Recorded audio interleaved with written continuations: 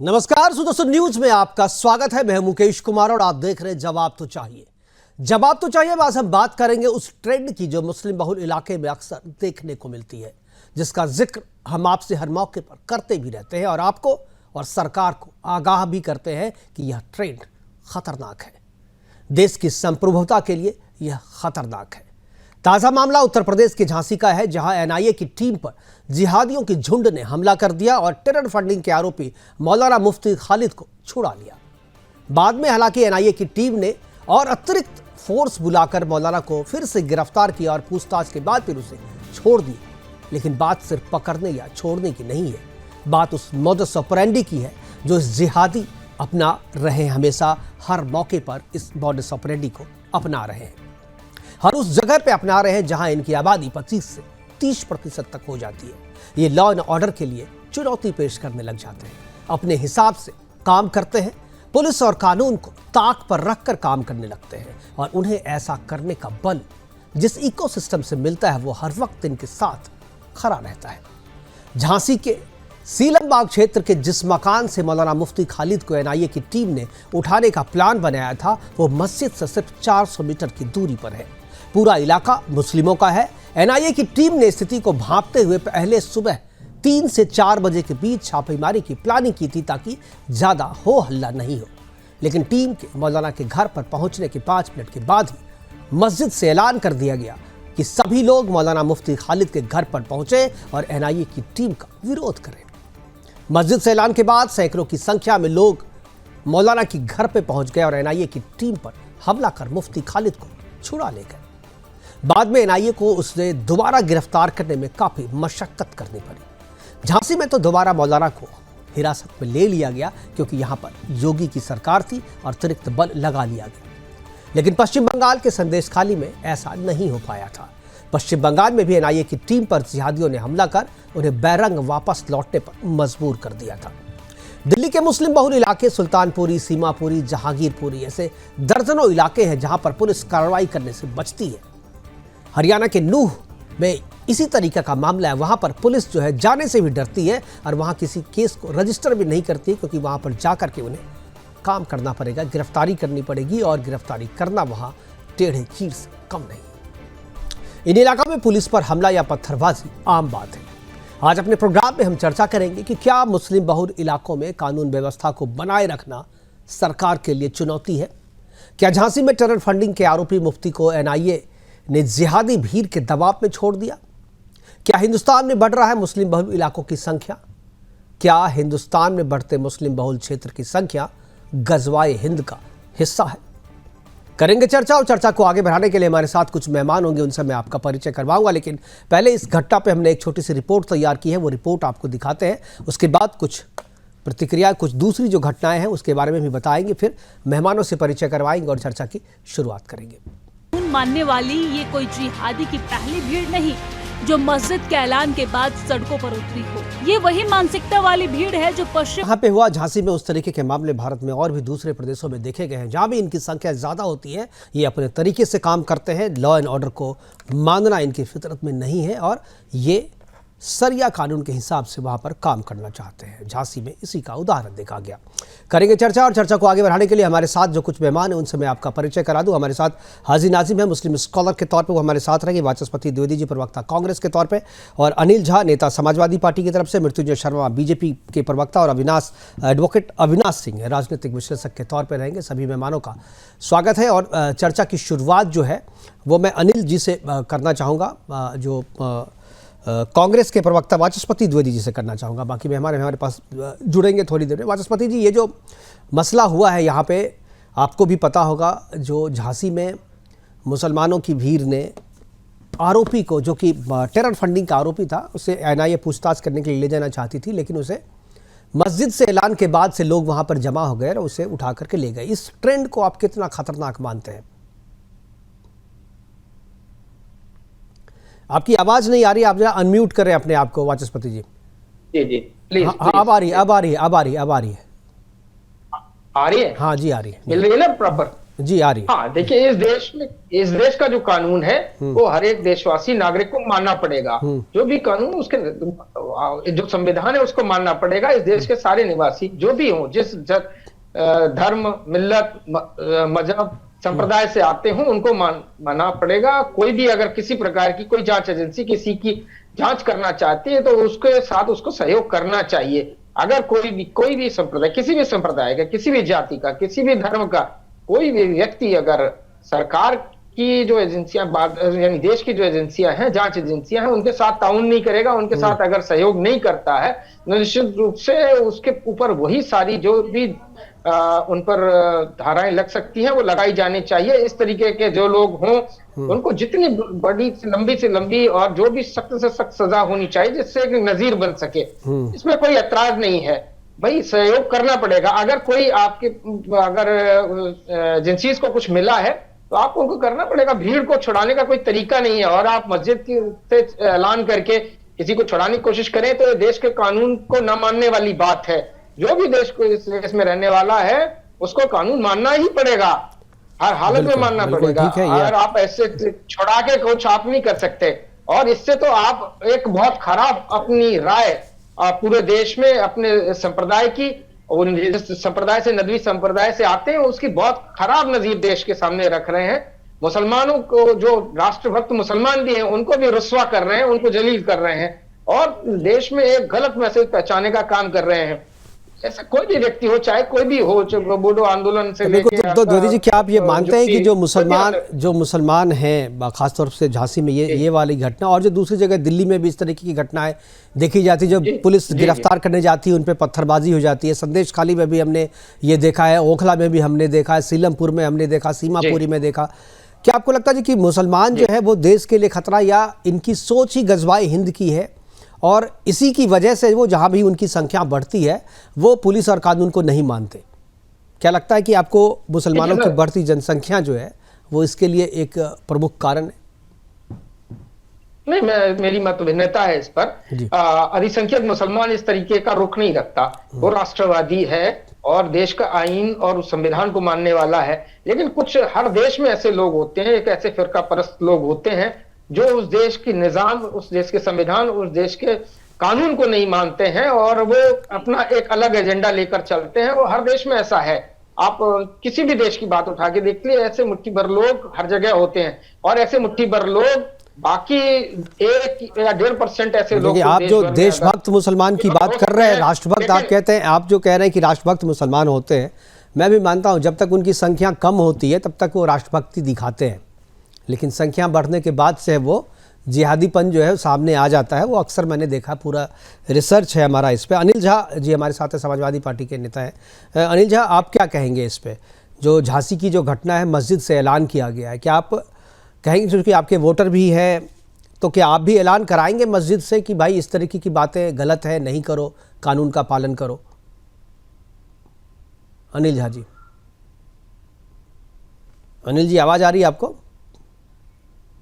मुझे लग रहा है कि अनिल जी को मेरी आवाज़ नहीं पहुंच रही है। तब तक मैं, जो बीजेपी के प्रवक्ता हमारे साथ हैं मृत्युंजय जी, मैं मृत्युंजय के भाई। मृत्युंजय जी, क्या लग रहा है इस तरीके का जो ट्रेंड जो है, हालांकि ऐसा पहली बार नहीं हुआ है, पहले भी हम लोगों ने देखा है, लेकिन ये जो ट्रेंड है, क्या आपको लगता है जो मोडस ऑपरेंडी ये लोग अपना रहे, ये देश के लिए ख़तरनाक है, समाज के लिए ख़तरनाक है? और यूपी में तो फिर भी जो है कार्रवाई हो गई, दोबारा गिरफ्तार कर लिया, लेकिन बहुत सारे ऐसे इलाके हैं जहाँ पर दोबारा कार्रवाई नहीं हो पाती है, लोग अपराधी को छुड़ा करके ले करके चले जाते हैं। कितना खतरनाक मानते हैं आप इसको? आपकी आवाज नहीं आ रही है, आप अनम्यूट करें एक बार अपने आप को। सॉरी, हाँ मैं जी। बोल रहा हूं मुकेश जी, बहुत ही खतरनाक है। और अगर कोई एक आइसोलेटेड इंसिडेंट हो तो आप उसको फिर भी बोल सकते हैं कि एक डेविएशन है, नॉर्मली ऐसा नहीं होता है। लेकिन अगर आप, हाँ, इनफैक्ट आप खुद एग्जांपल्स दे रहे थे, पिछले कुछ महीनों का एग्जांपल देखे तो ऐसे कई सारे इंसिडेंट्स हुए हैं जहां कोई एक पुलिस या कोई भी ऐसी बॉडी जो गवर्नमेंट की बॉडी है, वो एक एक्शन लेने जाती है और एक प्रकार से भीड़ जमा हो जाती है और एक्शन को नहीं लेने देती है। देखिए, हम एक लोकतांत्रिक देश है। अगर आपको किसी के खिलाफ कोई अपील भी करनी है एक एक्शन के खिलाफ, तो हमारे पास पुलिस है, कोर्ट्स है, लेकिन उसको रिजॉर्ट नहीं करके संख्या बल के माध्यम से, जो भी पुलिस आई है, सीबीआई आई है, उस पर एक प्रकार का दबाव डालना, ये किसी भी प्रकार से नैतिक नहीं है। और यही इनफैक्ट आप देखेंगे मोडस ऑपरेंडी अभी बहुत हाल फिलहाल में संभल में भी आप देखेंगे इसका एग्जाम्पल। वहां पे सोचिए, वहां पे एक सिंपल सा सर्वे हुआ था, कोर्ट के आदेश पर वो सर्वे हो रहा था। आप उस सर्वे के विरोध में कोर्ट जा सकते थे, आप स्टे ऑर्डर ला सकते थे, आप वहां पे कोर्ट पे उसमें लड़ सकते थे, लेकिन वो नहीं किया गया। आपने क्या किया, उपद्रवियों ने पुलिस के ऊपर पथराव किया, है ना, फायरिंग, आगजनी जैसी घटनाएं हुई यहाँ पे।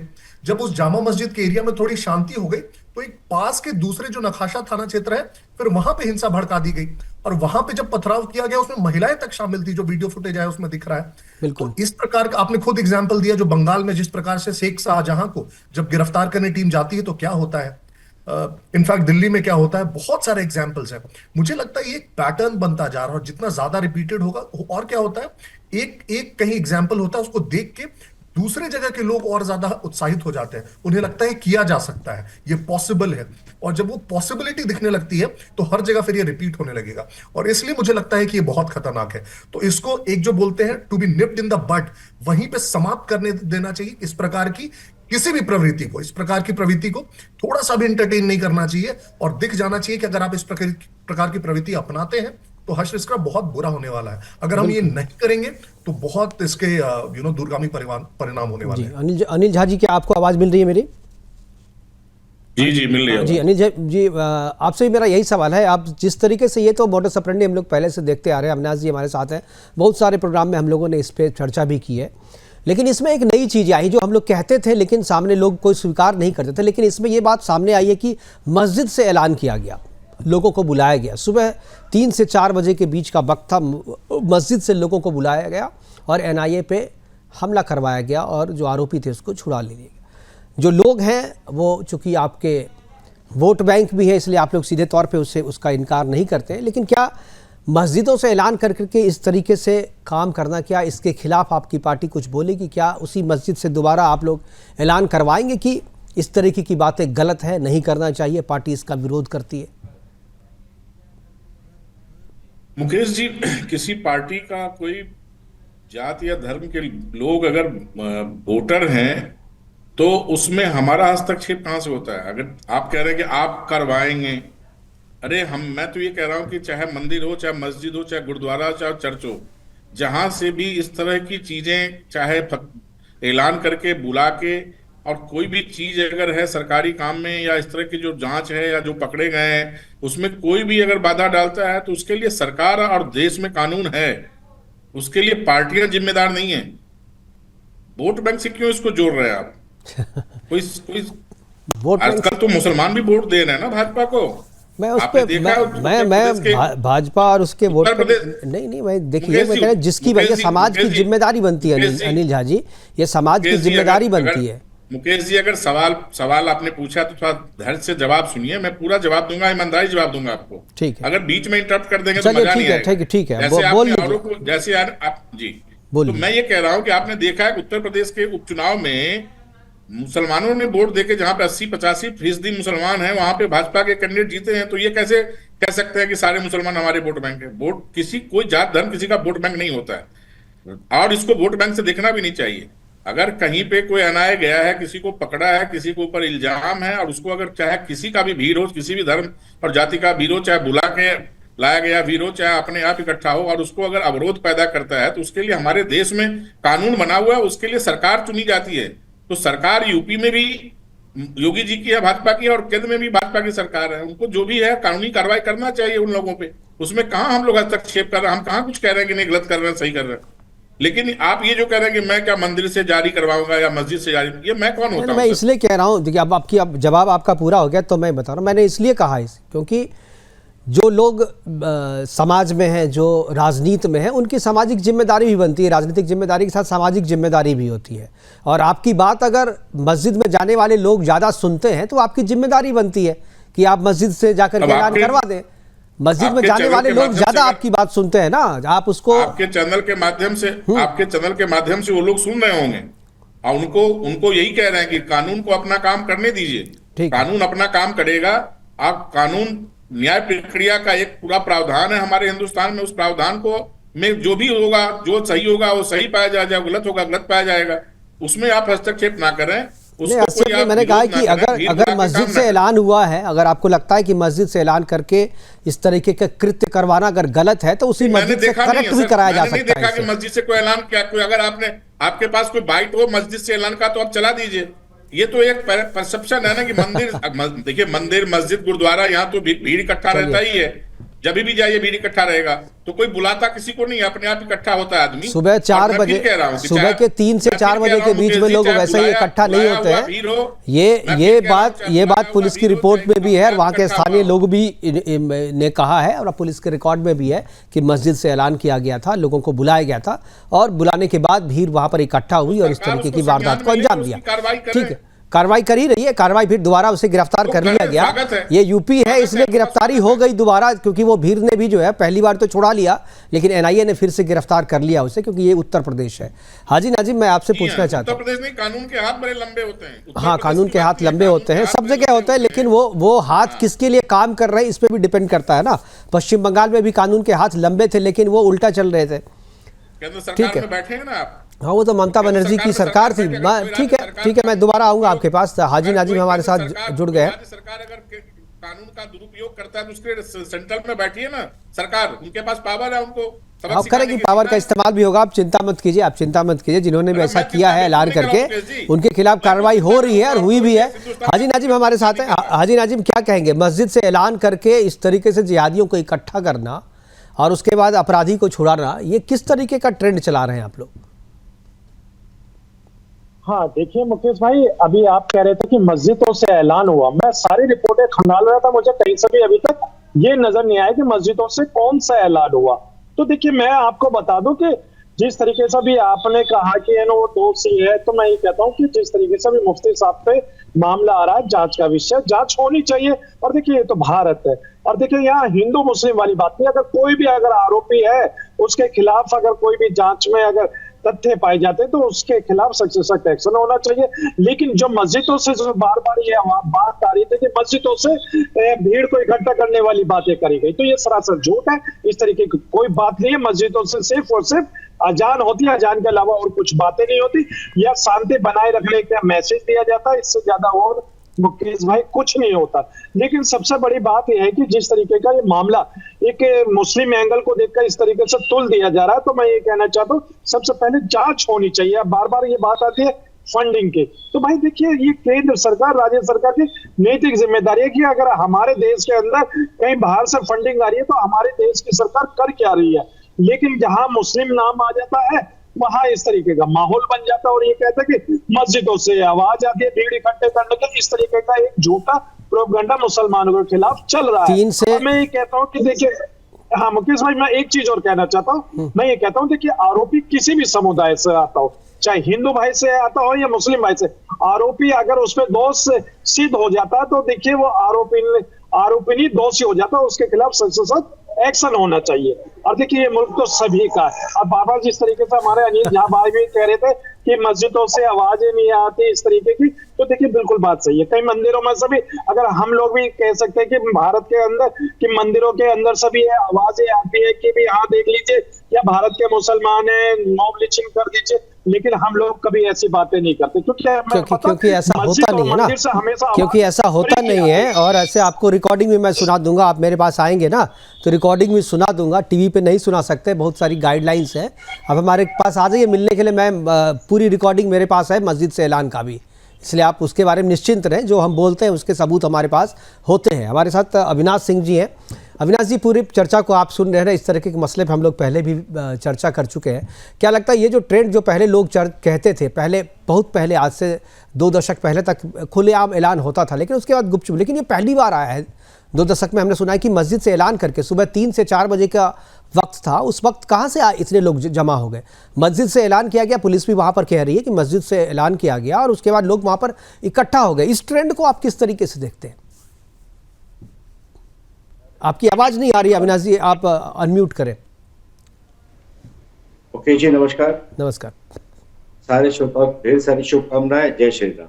जय श्री राम। देखिए, सब लोग बोल चुके, झा जी बिल्कुल सही बात कह रहे थे कि मुसलमानों ने भी भाजपा को वोट दिया है, पर एक वीडियो बना था जब जो नकली वोटर थे, महिलाएं जो थी, उनको पुलिस वाले रोक रहे थे फोर्सफुली, तो इनके नेता कह रहे थे कि हमारे वोटर को रोका गया। अब इनको कैसे मालूम कि बुर्का वाली महिलाएं जो जिनका वोट भी नहीं था, वो जबरदस्ती कर रही थी वो इनके वोटर हैं। तो ये तो अब सार्थक हो गया कि कौन सी वोट बैंक की जिक्र आप कर रहे थे और ये क्या कह रहे। बिल्कुल। दूसरी बात कांग्रेस की, आपने बिल्कुल खुलेआम सवाल पूछा कि क्या मुसलमानों में गजवाए हिंद का जो प्रकोप है, जो उनके दिमाग में जो बना हुआ है, वो क्या जिंदा है अभी? वो नकार गए। जी बिल्कुल सही सवाल पूछा आपने। मुसलमान पाकिस्तान के लिए वोट किया और चला गया। कुछ ऐसे मुसलमान जो गजवाए हिंद का सपना लिए इस देश में रुक गए। कुछ कांग्रेसी नेता का भी आप समझिए, गांधी जी भी भले आदमी थे, वो भी इनके ऊपर विश्वास कर गए। देश ने भी इनके ऊपर विश्वास किया 55-60 साल। पर अब 2014 के बाद से जब हिंदू रिवाइवल शुरू हुआ है, जब हिंदू अपनी बात रखने लगा है, तब इनके असली गुण निकल के आ रहे हैं। औरतों को सामने रखना, बच्चों को सामने रखना, पत्थरबाजी करना, ये हमने जम्मू एंड कश्मीर में देखा है। और इनका मोडस ऑपरेंडी हर जगह सेम रहता है। जहां अटल बिहारी वाजपेयी, जिनके बारे में लोग कहते हैं कि बहुत ही नर्म नेता थे, उन्होंने कहा कि मुसलमान जहां 15% से नीचे रहता है, वहां तो भाई भाई और भाईजान रहता है। और जैसे ये 16% से ऊपर चले गए तो ये गजवाए हिंद की बात करने लगते हैं।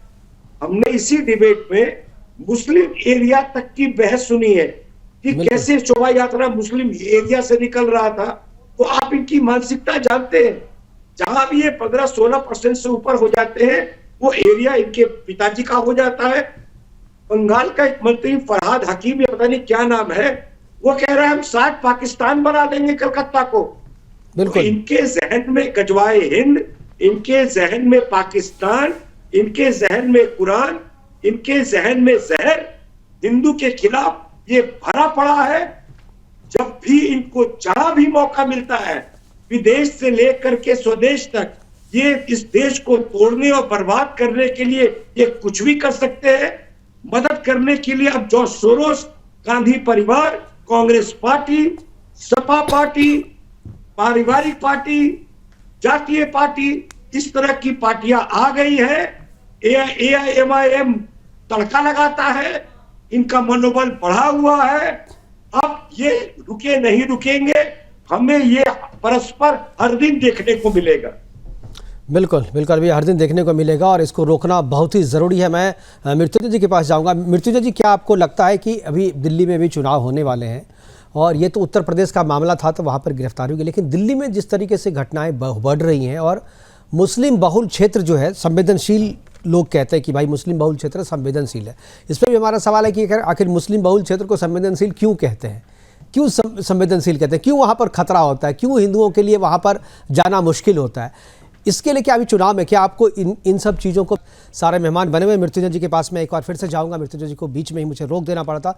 मृत्युंजय जी, एक जो चीज़ जो आप कह रहे थे बात अपनी पूरी कीजिए, लेकिन साथ में मेरा एक सवाल और भी है कि ये जो मस्जिद से ऐलान पे चिंता हमारी इसलिए है क्योंकि मस्जिद से ऐलान कश्मीर में भी हुआ था और उसके बाद कश्मीरी पंडितों के साथ क्या हुआ ये हम सब के सामने है, बताने की ज़रूरत नहीं है। क्या ये जो नया ट्रेंड उत्तर प्रदेश में शुरू हुआ, क्या आपको लगता है कि धीरे धीरे ये एक्सटेंड कर रहा है कश्मीर से उत्तर प्रदेश बंगाल की बात से दूसरे इलाकों में भी करेगा? हालांकि जो पॉलिटिकल पार्टियां हैं जो मुस्लिमों के वोट पर राज करती रही है या उसके वोट पर राजनीति करती रही है, वो इसे स्वीकार करने को तैयार नहीं, ना ही वाचस्पति जी इसे स्वीकार कर रहे हैं, ना ही अनिल जी इसे स्वीकार कर रहे हैं। लेकिन सच तो ये है, अनिल जी और जो हमारे साथ अविनाश जी, मैं उनसे भी बात करूंगा इस पर, लेकिन मृत्युंजय जी सबसे पहले मैं आपका टेक चाहूँगा इसमें कि क्या ये जो ट्रेंड कश्मीर से निकल के पूरे भारत में फैल रहा है, क्योंकि पहले ये दबे छुपे था, अब ये एलानिया तौर पे सामने आ रहा है?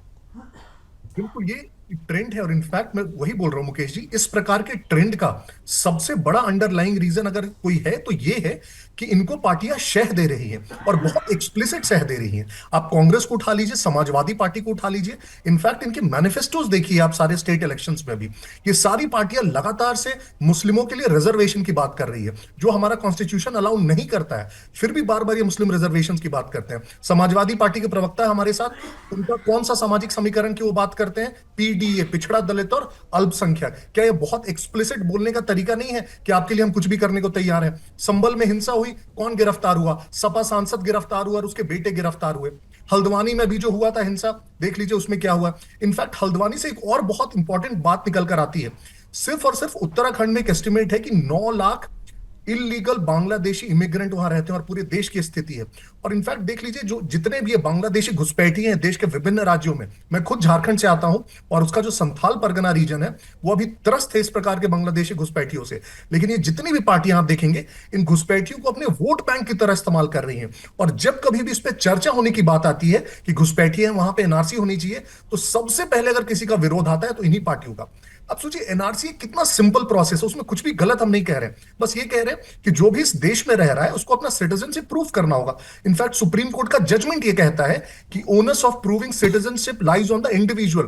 तो आप भी, आपकी आइडेंटिटी हो सकती है, आप बता दीजिए ना सिर्फ। लेकिन इसका विरोध करने के लिए कांग्रेस, समाजवादी पार्टी, जितने हैं राजद, सब के सब सड़कों पर उतर जाते हैं। क्यों उतर जाते हैं भाई? अगर आपको अल्पसंख्यकों का वोट नहीं चाहिए तो मैं कह रहा हूं कि इस प्रकार की जो भी घटना हो रही है वो अपने आप में तो गलत है ही, लेकिन सबसे ज्यादा अगर डिससर्विस इन घटनाओं के द्वारा कोई कर रहा है तो ये पार्टियां हैं जो इन अल्पसंख्यकों को इस प्रकार से शह दे रही है कि तुम कुछ भी गलत करो, हम तुम्हारे साथ हैं। ये सबसे गलत ट्रेंड है। बिल्कुल बिल्कुल। वाचस्पति जी, क्या आपको लगता है जो मस्जिद से ऐलान जो है ये बहुत ही खराब और खतरनाक ट्रेंड है? इस तरीके के ट्रेंड से बचने से पार्टियों को पार्टी लाइन के ऊपर उठ करके इसका विरोध करना चाहिए। वाचस्पति जी, वाचस्पति जी की आवाज़ मिल रही है आपको? आपकी आवाज़ नहीं आ रही, आप अनम्यूट करें पहले अपने आप को। अनम्यूट? हाँ, अब आ रही है जी। जी जी। मुकेश जी, आपने सवाल उठाया, उससे पहले मैं थोड़ा सा रिबट करना चाहता हूं। जो मृत्युंजय जी कह रहे थे बार बार, उसमें सख्त ऐतराज करता हूं। झारखंड की वो बात कर रहे हैं, ये बता दीजिए बांग्लादेश की सीमा से वो मिलता है क्या? किस देश की सीमा से झारखंड मिलता है? वहां पर अगर इस प्रकार अगर आ रहे थे, इसके पहले भाजपा की सरकारें रही हैं, वहां पर कहां से आ गए हैं? वो किस जगह से आ रहे हैं?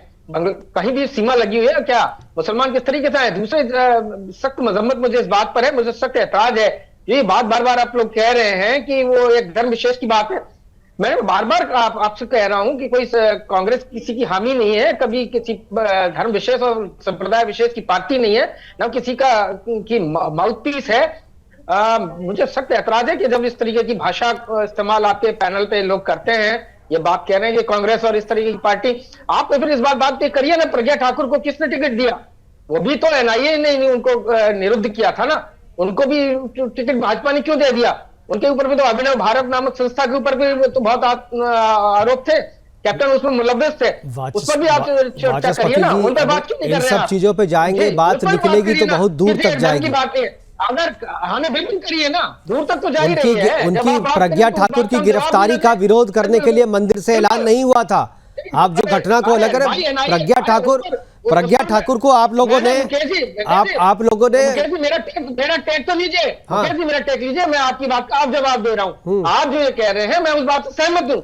किसी भी धार्मिक स्थल के किसी भी लाउडस्पीकर से किस तरीके भी किसी मौलवी किसी अविनाश जी, इस तरीके की कॉल दिया जाना, वो निश्चित रूप से अलोकतांत्रिक है। उसमें जो भी भारतीय कानून उस पर होते हैं आयद होने चाहिए, उस पर मैं खिलाफ नहीं हूं। अगर बिल्कुल आपकी बात सही है कि अगर 4 बजे अगर आप वहां पर इतनी मुस्लिम महिलाएं कैसे इकट्ठी हो गई, निश्चित रूप से उनको एक कॉल हुई है, मैं उसको नहीं कह रहा हूं, आप उन पर सख्त कार्रवाई करिए, लेकिन ये पार्टीशन नहीं होना चाहिए, एक आंख से नहीं देखना चाहिए। आपको फिर अभिनव भारत पर भी चर्चा करनी चाहिए। भाई अभिनव भारत पे चर्चा हो गई है, आप लोगों ने गलत फंसाया था, कोर्ट ने फिर ठीक कर दिया ना। कोर्ट ने जो फैसला प्रज्ञा ठाकुर पे और अरे भाई साहब वाचस्पति जी एनआईए जब गिरफ्तार करने के लिए गई थी, एनआईए जब अभी चर्चा क्या हो रही है? अभी चर्चा क्या हो रही है? खुल के बात करिए। अरे खुली के तो कर रहे हैं आप लोग, तो एक तरफा बात कर रहे हैं आप लोग, एक तरफा बात कर रहे हैं। मैं तो बिल्कुल खुल के बात कर रहा हूँ। एनआईए जब गिरफ्तार करने प्रज्ञा ठाकुर को गई थी तो उन पर किसी भी तरीके का हमला नहीं किया गया था।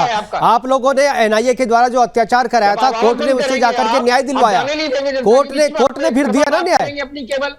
एक तरफा बात करते, एक तरफा बात आप कर रहे, बात ही सुनने को तैयार नहीं है आप बात सुनने को तैयार नहीं है, आप बात सुनने को तैयार नहीं है। बैठने से चलिए अविनाश जी आपका जवाब दे रहे हैं। अविनाश जी, तो मैं द्विवेदी जी का खंडन ये करूंगा कि कांग्रेस कभी प्रवक्ता नहीं रही है मुसलमान की।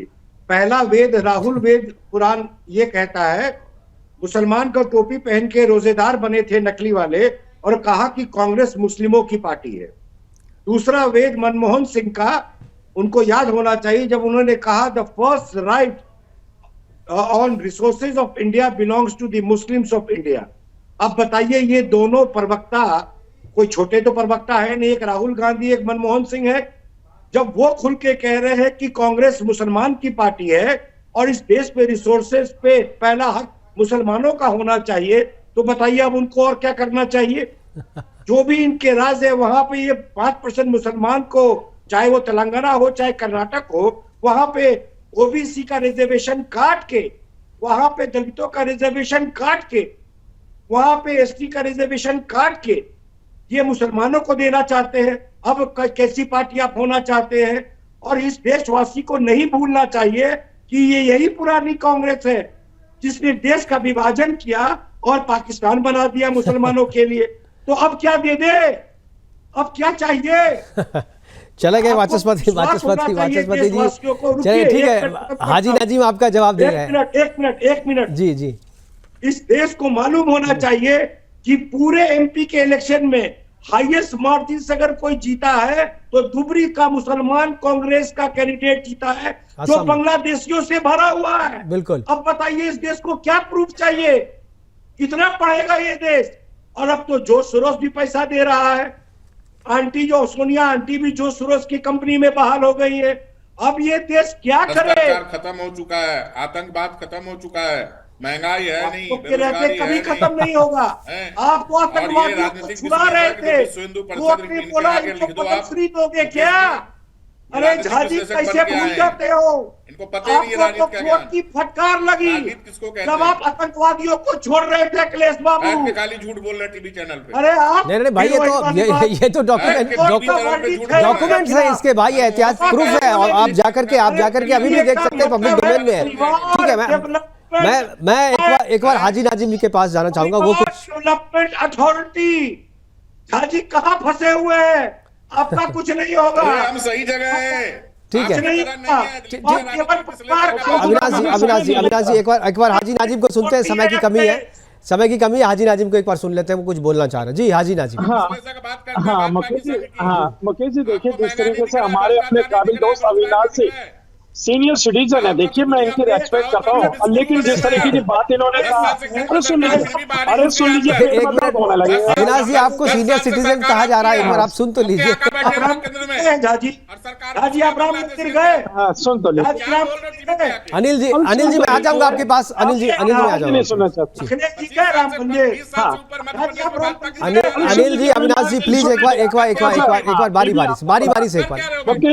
हाँ मुकेश जी आप है ना अविनाश जी से कहिए बीपी की दवाई ले लें, क्योंकि इनका बीपी हाई हो रहा है। अब थोड़ा सा शांति से सुन लेंगे तो शायद इनका बीपी डाउन हो जाएगा। अब देखिए इन्होंने कहा आरक्षण की बात कही, तो मैं ये कहता हूँ, मैं कह देता हूँ कि आर्टिकल 341 के धार्मिक आधार को लेकर मुसलमानों का तो आरक्षण पहले ही खत्म कर दिया आर्टिकल 341 के ऊपर। और रही बात यह कि कहाँ किसने कहा कि मुसलमानों का पहला हक है संसाधनों पे, आप झूठ बोल रहे हैं।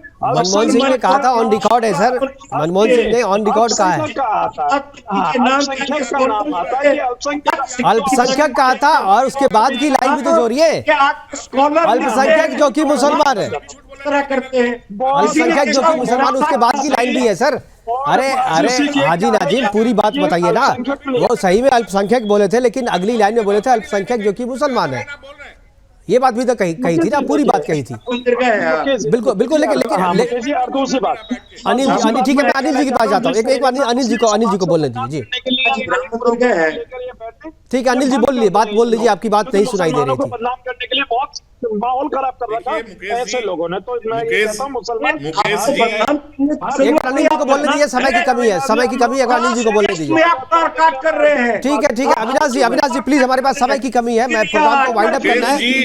अनिल जी, मुकेश जी ये जो भाजपा के विंग के सदस्य हैं अविनाश जी, जो बातें कर रहे हैं। चलिए ठीक है, आप कुछ तथ्य पे नहीं बोलना चाह रहे हैं। ठीक है हमारे पास समय की कमी है, प्रोग्राम को वाइंड अप करना पड़ेगा। अनिल जी हमारे साथ जुड़ने के लिए आपका, अविनाश जी आपका, और हाजी नाजिम और मृत्युंजय शर्मा जी आपका, और हमारे साथ जो कांग्रेस के वाचस्पति द्विवेदी जी जुड़े थे उनका भी बहुत बहुत धन्यवाद। आप जुड़े और अपनी बातें हमारे साथ साझा की है। लेकिन झांसी से जो नए ट्रेंड की शुरुआत हुई है, नए ट्रेंड नहीं या यूं कहें कि जो पुराना ट्रेंड चला आ रहा था, दबे छुपे जो चीजें चल रही थी, वो झांसी में जिस तरीके से सामने आकर के आई है, मस्जिद से ऐलान करके भीड़ को जुटाया गया और उसके बाद एनआईए की टीम पर हमला करके आरोपी को छुड़ा लिया गया, ये बहुत ही खराब ट्रेंड है, क्योंकि ये ट्रेंड पहले हमने कश्मीर में देखा है और उसके बाद कश्मीर में हिंदुओं का क्या हुआ, ये हमसे और आपसे छुपी हुई बात नहीं है। इसलिए इस ट्रेंड को रोका जाना चाहिए और जो भी पार्टी मुसलमानों की राजनीति करते हैं, मुसलमानों की वोट की राजनीति करते हैं, कम से कम उन्हें भी एलानिया तौर पर मस्जिद से ऐलान करके ये कहना चाहिए कि ये गलत है, मस्जिद से ऐलान करके कानून के उल्लंघन की बात नहीं करनी चाहिए। फिलहाल अभी के लिए इतना ही, दीजिए इजाजत, नमस्कार।